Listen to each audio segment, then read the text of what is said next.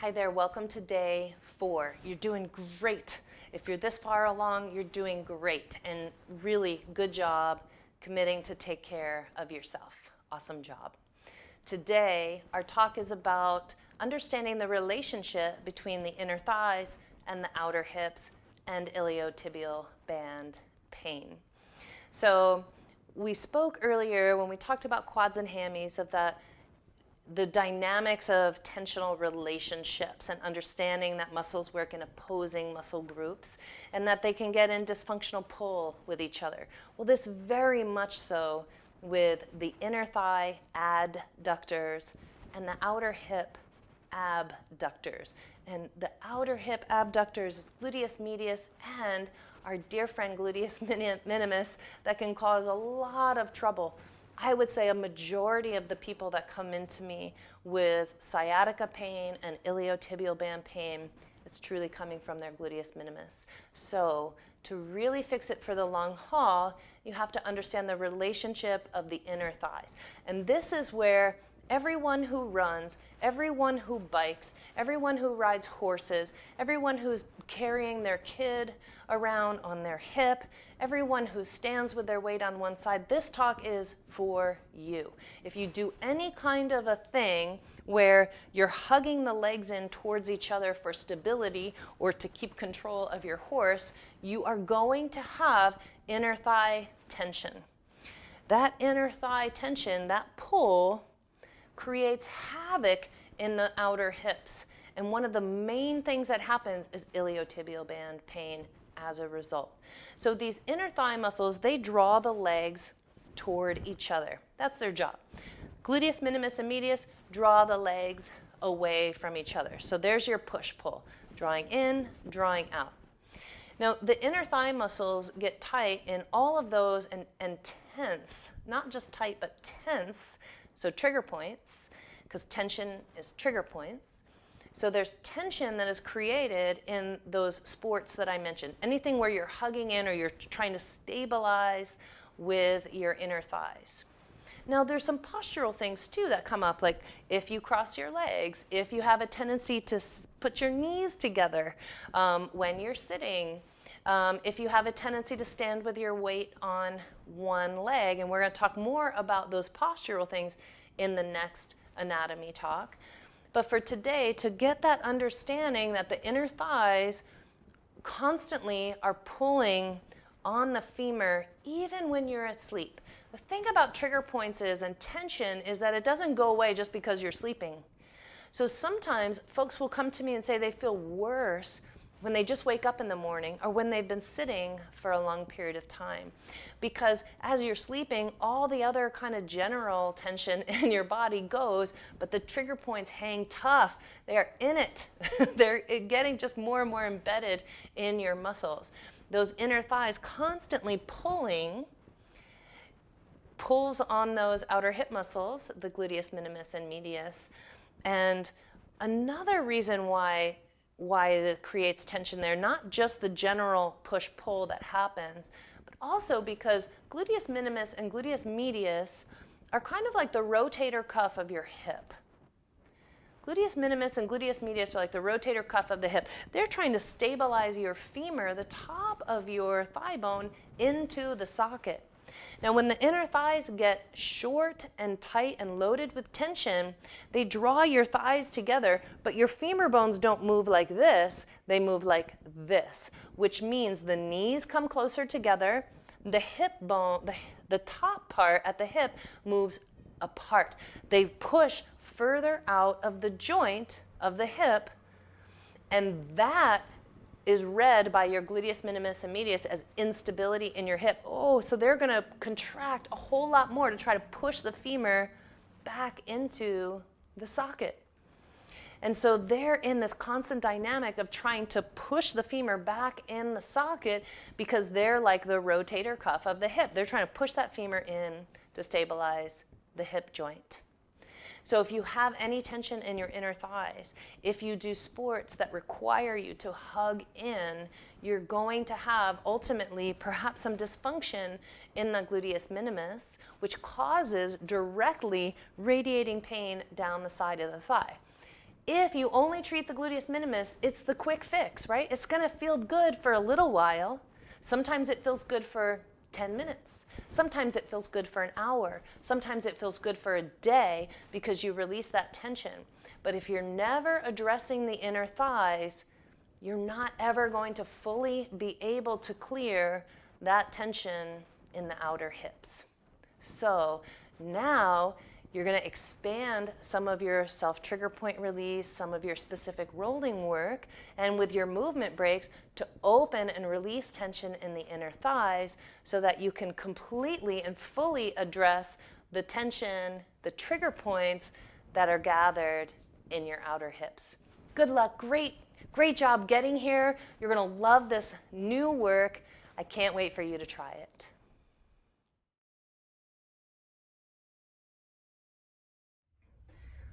This particular movement break is one of the best ones you can do. I recommend you do this one every single day.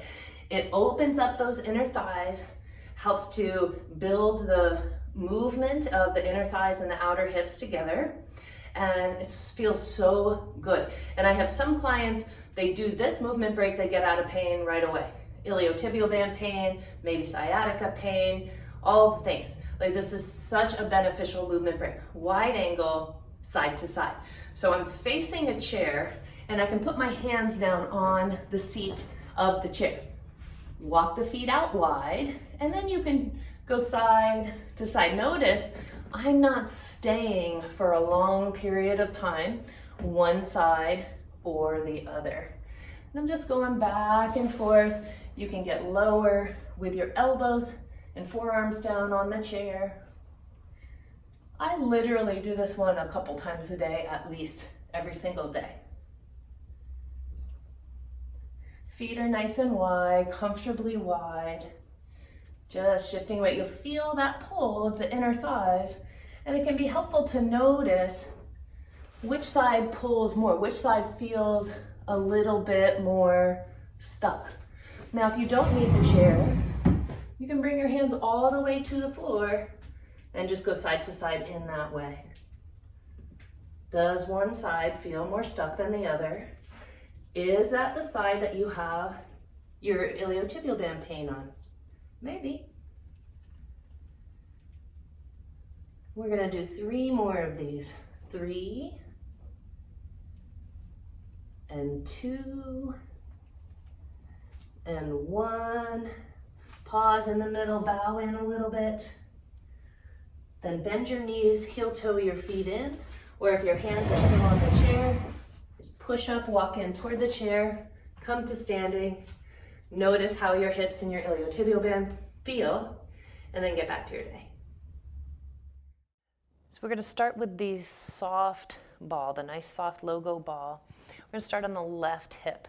So here's the wall. You're gonna step up to the wall, left hip at the wall. Take the ball to the left side of the hip and then step in with that inside knee bent. Step the outside leg out away from the wall. And then just start exploring, start turning and exploring. Start to notice where your hip is holding its tension. Now with the softer ball, we're just letting the nervous system know that we're coming. Yeah, so we're just being a little softer, have a little bounce here. Your body is gonna receive this much easier than if you start with a really firm ball in there. And then now when we wanna get a little more specific, we've let the nervous system know we're coming, we're gonna take that ball out and move to the next ball, which would be the large myofoam ball. Your ball might be blue in color, and we're gonna place that on the side of the hip and step it in, right? So we step the leg and the thigh in, knee stays bent, outside leg goes out to the side. Knee stays bent, outside leg out to the side. And now we have, you can always step in closer for less pressure, and you can step that outside leg further out for more pressure. Now the TFL is right on the front of the hip. I'm gonna keep that bottom knee bent and we're gonna turn in toward the wall. Turn the body in toward the wall. That's so good. And you can do little tiny movements up and down or side to side to feel that you're getting right in the most exquisite spot. If you need to pinpoint it a little more in your body, now's the time when you can move into that small ball, right? So we get that in even closer, slide in, turn the body, and then we get right in at the front of the pelvis. Now, if I leave it there and I take my body off the wall, this is where I am. See, notice that I'm at the very front of the side of the pelvis. I'm not back here. That's gluteus minimus. We're going to get that soon. We're right at the front. So turning toward the wall, stepping in. And then take a few breaths there, several breaths there. Just breathing. Let your belly get big. And again. Great. And then just turning towards so that you're more perpendicular now to the wall. This is gluteus minimus. So we can do, gluteus minimus is directly behind TFL. So we get right behind there. Turning a little bit. Because as you twist, you're just cruising that ball around the top of the femur until you get right into the most exquisite spot. Right there's a really tender spot for me, so I'm going to take a couple breaths.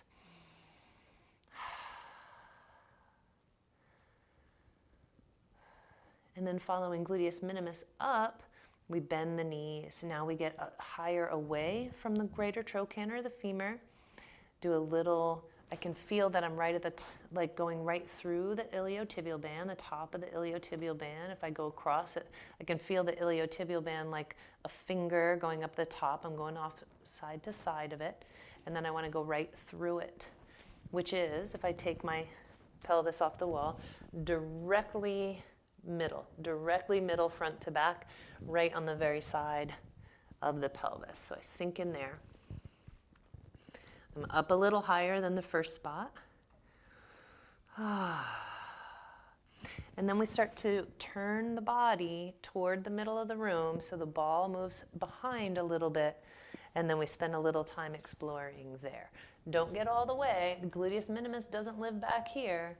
We're still in close to the side of the hip. We're just a little bit to the back. So now I'm going to hold the ball and show you where that is. Come back, get it back on the wall, spend a moment.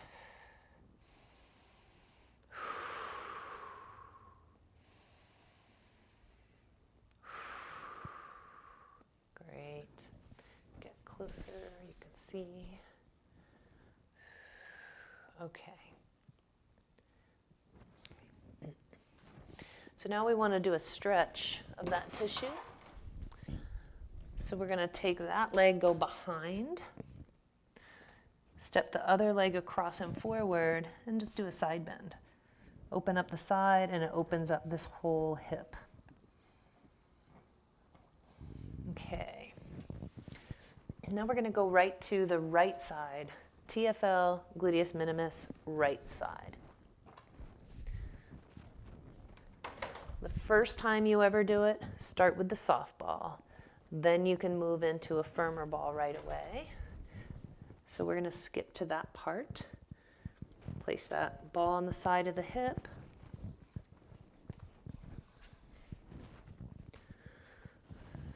Soft part of the side of the pelvis. Outside leg stepped out. Inside leg, knee is bent. Turn and twist toward the wall. It's a small area. So if you need more specific pressure, for some there's so much built up tension that big ball is just plenty. I've been doing this work a long time in my TFL, so I want more direct pressure. So I'm going to get that smaller ball right in there. Notice I'm turned toward the wall, TFL.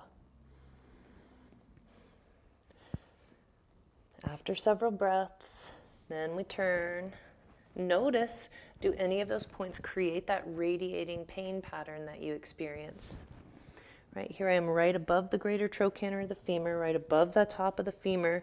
where it sinks into soft tissue, the very bottom of gluteus minimus right here. And then you can go up and down a little bit, a little forward and back, small twist forward and back with the pelvis. And sinking right into through the ilio-tibial band to hit the gluteus minimus deep to it. Couple of breaths here.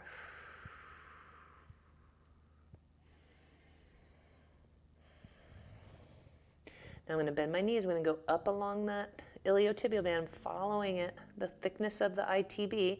I get about halfway up to the top of my femur, to the top of my pelvis, and then there is another tender spot. I can feel that aching deep in my hip joint and ghosting down my ilio-tibial band. So I hang out there for a minute, a couple of breaths.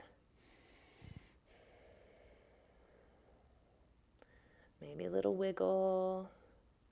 And then you could start to turn your body now toward the middle of the room. So you're going to go over the ilio-tibial band. Now you turn a little bit away from the wall. Now that ball's at the back of the ilio-tibial band. And if I turn toward the wall again so that I'm perpendicular, I'm directly through the ilio-tibial band. So I turn away just enough to kind of drop off it and get right behind it. And then up and down that area. Notice I step my outside leg in close, going up and down that back of the ilio-tibial band at the very top, in the hip. Feels like I'm right in my hip socket almost. And then right behind it. And take a couple of breaths here. Find a little tender spot really close to the top of the femur. Notice I'm not deep in the buttocks. I'm not way back here. I'm right near that outer hip. Gluteus minimus. Take another breath.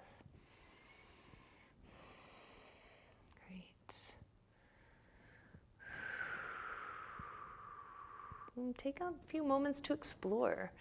You know, move slowly, especially if you're deep. If you're much more superficial, you can move a little faster. But as you start sinking more weight and pressure into the balls, especially the very smaller ball, you want to be a little more slow with your movement, because you're going to go around and you're going to find like, whoa, that is a really tender spot right there. I want to hang out there for a minute.